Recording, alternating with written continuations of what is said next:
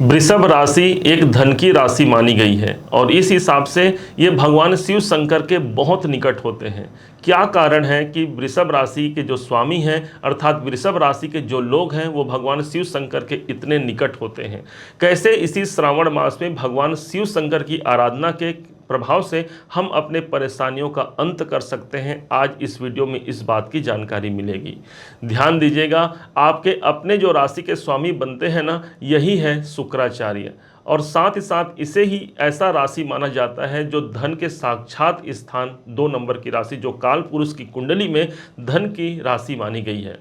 इस हिसाब से देखा जाए तो प्रश्न उठ सकता है कि भगवान शिव शंकर जी तो स्वयं अवघड़दानी है, भूत भावन है, ऐसे स्थान पर रहते हैं जहां पर कोई सांसारिक मोह माया उनको व्याप्त नहीं होती, तो कैसे वो हमें धन प्रदान कर सकते हैं? तो ध्यान दीजिए शिव पुराण की वो बातें, जब एक चोर भी भगवान शिव शंकर के उस मंदिर पर प्रवेश करता है जहां पर धन संपदा और साथ ही साथ बहुत सी खाने पीने की सामग्रियां मौजूद होती है, वह चोर जब उसे रात के अंधेरे में वो प्रवेश करता है, कुछ भी दिखाई नहीं पड़ता, तो अपने वस्त्रों को निकाल करके ही वो एक दीप प्रज्वलित करता है और देखता है कि वहाँ पर क्या मौजूद है। भगवान शिव शंकर समझ लेते हैं कि ये मेरी आरती करता है, और इसी प्रकार से भगवान शिव शंकर प्रकट होकर के उसे एक ऐसा पद प्रदान कर देते हैं जो बड़ा ही दुर्लभ है, अर्थात कुबेर का पद प्रदान कर देते हैं।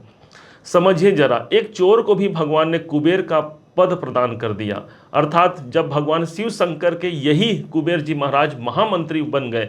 अब इस प्रकार से जब भगवान शिव शंकर के मंत्री ही कुबेर हैं, तो आप अर्थात आपके राशि के स्वामी जो धन की राशि है, कैसे धन से दूर रह सकती है? वर्तमान ग्रह स्थिति के अनुसार यदि समझा जाए तो देवगुरु आपके अपनी राशि पर ही समाहित है, एक ऐसी राशि पर समाहित है जो पैसों की राशि है। साथ ही साथ देवगुरु बृहस्पति भाग्य का इसके ग्रह माने गए हैं। भगवान शिव शंकर की यह अनुकंपा नहीं तो और क्या है। पूरा अभी मई महीने के अंत से आए हुए हैं और ये पूरे अभी 1 साल तक आपके अपने राशि को छोड़कर कहीं जाने वाले नहीं हैं। इस देवगुरु बृहस्पति को यदि प्रसन्न करना है, यदि किसी कारणवश भी हमें इस गुरु के शुभ परिणाम नहीं मिल पा रहे हैं जो कि आपके अपने राशि पर हैं, स्वास्थ्य में परेशानी का होना या आर्थिक तंगी का होना, तो ये उपाय आपके लिए बहुत कारगर सिद्ध हो सकता है। करना क्या है? सबसे उत्तम बताया गया है, इस देवगुरु बृहस्पति को भगवान शिव शंकर जी अपनी जटाओं में समाहित रखते हैं। गंगाधर कहा गया है भगवान शिव शंकर को, और इसी देवगुरु बृहस्पति को ज्ञान गंगा कहा जाता है, अर्थात ज्ञान के कारक हैं देवगुरु बृहस्पति, जिसे भगवान शिव शंकर ने और कहीं नहीं साक्षात अपने सिर पर धारण किया है। इस श्रावण मास में यदि आप भगवान शिव शंकर जी पर गंगा जल अर्पण करते हैं, विशेष तौर पर सोमवार के दिन या फिर प्रत्येक दिन करते हैं, निश्चय मानिए भगवान शिव शंकर की कृपा हो जाएगी और इसका सीधा कनेक्शन आपके अपने गोचर कुंडली से होगा। आपका लग्न मजबूत हो जाएगा, आपकी राशि मजबूत हो जाएगी और साथ ही साथ आप स्वयं मजबूत हो जाते हैं। यही नहीं, शनि को देखते हैं। शनि इस समय पर चल रहे हैं ठीक आपके 10वें भाव पर। शनि की स्थिति बनी हुई है 10वां भाव, जो कि आपके कर्म क्षेत्र का स्थान है। नवमेश भी हैं, साथ ही साथ दशमेश भी हैं। इस हिसाब से देखा जाए तो इनको बहुत अच्छा प्रतिफल देना चाहिए आपके कैरियर में। बहुत से ऐसे लोग हैं जो कैरियर में बहुत अधिक संपन्न हो चुके हैं, लेकिन उसके बाद भी यदि हमें परेशानियों का सामना करना पड़ रहा है, तो यहाँ पर शनि के इस संबंध को जोड़ते हैं भगवान शिव शंकर जी से और उपाय निकालने का प्रयास करते हैं। यही शनिदेव हैं जो भगवान शिव शंकर जी से जिन्होंने गुरु दीक्षा लिया हुआ है। अब भगवान शिव शंकर के द्वार पर यही शनिदेव मस्तक नवा करके हाथ जोड़ करके खड़े रहते हैं। भगवान शिव शंकर जी की आज्ञा का अवहेलना ये नहीं कर सकते, और इसी कारण से यदि हम अपने कैरियर को लेकर के परेशान हैं, कार्य क्षेत्र में निरंतर प्रगति नहीं हो रही है, तो ये उपाय जरूर कर सकते हैं। शमी का पत्र जो शनि से संबंध होता है और भगवान शिव शंकर को अत्यधिक प्रिय होता है।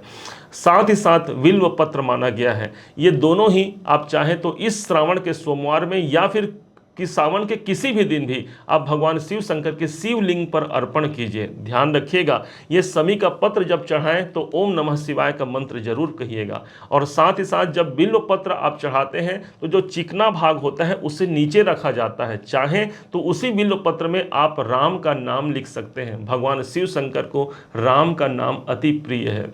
शिव जी के मानस मंदिर में दीपक सा जलता है, नारद के वीणा पर बजता है ये सुंदर नाम, सीताराम सीताराम। तो इस राम का नाम लिख करके यदि आप भगवान शिव पर आप बिल्व पत्र अर्पण करते हैं, भगवान शिव जी अति प्रसन्न होते हैं। अर्थात सीधा शनि से युक्त यदि कोई पीड़ा हमें प्राप्त हो रही है, यदि हमारे जन्म कुंडली में भी शनि नीच का है, शनि की महादशा भी चल रही है, उस अवस्था में भी भगवान देवाधिदेव महादेव इसी श्रावण मास में आपके कष्टों का हरण कर लेंगे। यदि आप ये वीडियो आज से साल भर बाद भी देख रहे हैं तो भी ये समझिएगा, प्रत्येक दिन भगवान शिव का दिन होता है, प्रत्येक सोमवार भगवान शिव का वार होता है, और इस कारण से उस दिन भी आप ये उपाय जरूर करिएगा। निश्चय मानिए शनि अर्थात कैरियर से जुड़े हुए परेशानियां दूर हो जाती हैं। अब आते हैं अगले सबसे लंबे अवधि तक चलने वाले ग्रहों में जो शुमार होते हैं वही होते हैं राहु देव। राहु इस समय पर आपके इनकम भाव पर चल रहे हैं। एक ऐसा स्थान है जहां पर राहु को सबसे अच्छी स्थिति प्राप्त है। राहु के पास कोई भी बाउंड्री वाल नहीं है, वो जब भी प्रदान करते हैं असीमित प्रदान करते हैं। आपके इनकम भाव पर चल रहे हैं वृषभ राशि के, इसलिए बहुत से लोग ऐसे हैं जो बहुत इनकम प्राप्त कर चुके हैं, अपनी आकांक्षाओं अपनी कामनाओं की पूर्ति कर चुके हैं। इसके बाद भी यदि आप अभी भी आपकी कामनाओं की पूर्ति नहीं हुई है या फिर लाभ से वंचित हैं तो एक उपाय जरूर कीजिएगा। इस राहु का सीधा सीधा संबंध बैठता है भगवान शिव शंकर जी से। जब समुद्र मंथन का समय था, भगवान नारायण ने राहु का सिर काट दिया, ऊपर का भाग राहु बना, नीचे का भाग केतु बना। तब यही राहु भगवान शिव शंकर की आराधना किया और कहे कि महादेव अब मैं कहाँ जाऊँ, भोलेनाथ आप तो दीन दुखियों के आप सहाय हैं, मैं मुझ पर कृपा कीजिए, मेरे लिए कोई सही एक स्थान बनाइए। भगवान शिव शंकर ने उस राहु के मुंड को पकड़ा और अपने माला में उसे बीच में पिरो लिया। राहु मैं तुम्हारा जो स्थान है अपने हृदय पर देता हूँ। कितने कितने दयावान है भगवान भोलेनाथ। और इसी कारण से राहु सदैव भगवान शिव शंकर के करीब होता है।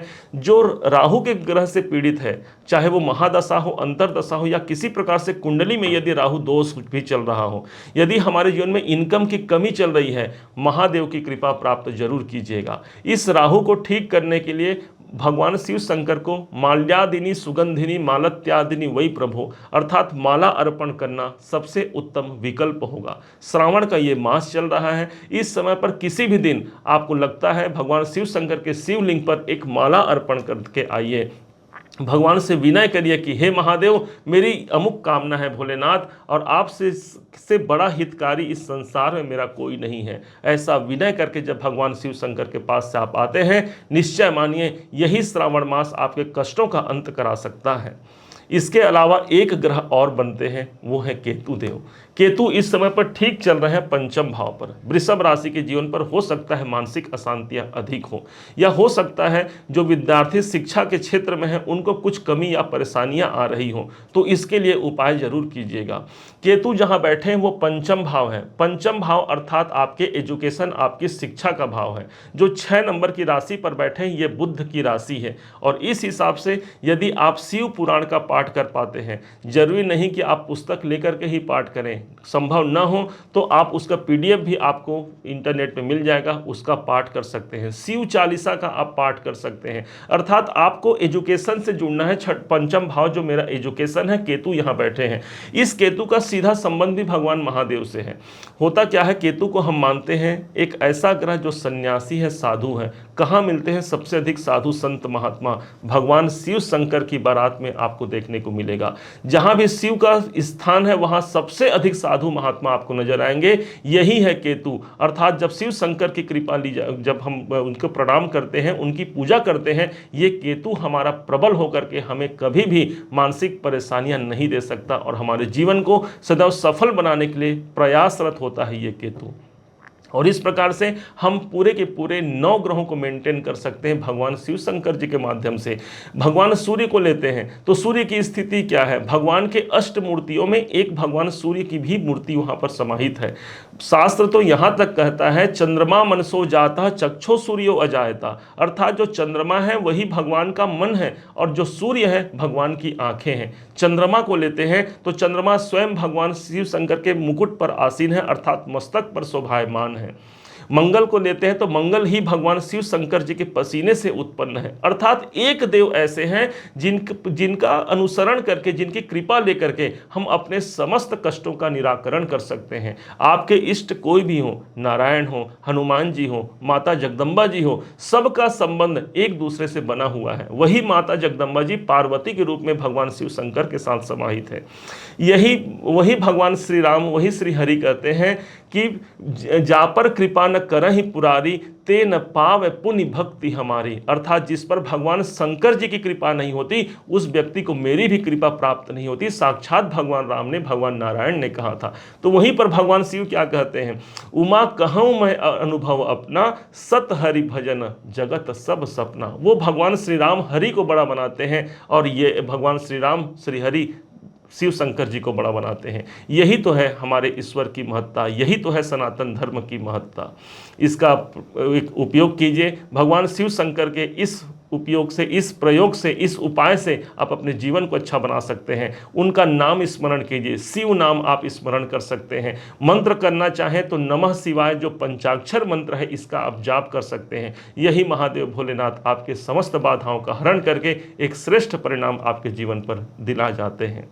उम्मीद है आप सबने इसे समझा, आप सबने इसे जाना है। यदि आपने इसे समझा है, जाना है, मेरे समझाने का प्रयास यदि आपको सार्थक लगा हो, मेरे समझाने का तरीका यदि आपको सार्थक लगा हो, तो हर बार की भांति इस बार भी अपना प्यार भरा लाइक और कमेंट करना कभी मत भूलिएगा।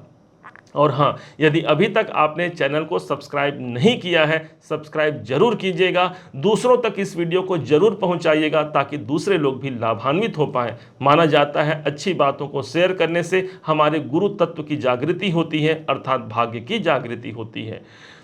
पुनः एक बार फिर आप सभी का दिवस बहुत मंगलमय हो। इन्हीं शुभकामनाओं के साथ ओम नमः शिवाय, जय श्री राम।